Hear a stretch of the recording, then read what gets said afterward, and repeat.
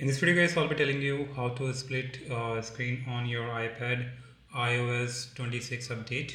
So if you updated your iPad to iPad OS 26, then I'll show you guys how to use a split screen on your iPad.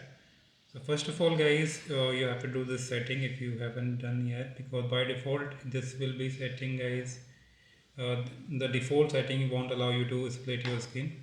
So you have to open your setting and just tap on this multitasking and gesture option and choose this Windows app from here.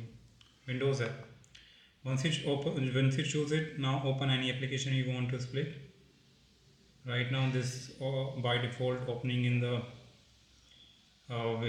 this window mode, but now it's in the full screen. So if you want to make it, if you want to split this app with another application, just slide from your right bottom like this.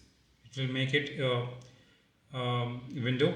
Now you just need to, from the top you can slide right towards right, so you can make it split, or you can keep your this application on the right side and split.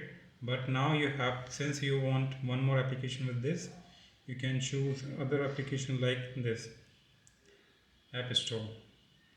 So App Store does not allow Windows.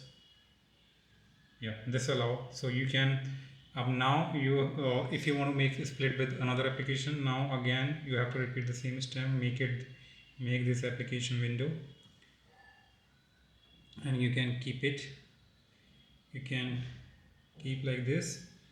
And now you one more thing you can do it. You can tap on Windows, tap on move and size, and then you can tap on this right towards right. So now you can see that your now applications are in the split mode. Yeah, this is how guys you can do it. Hope you like it. Subscribe for more video. Till then, bye bye.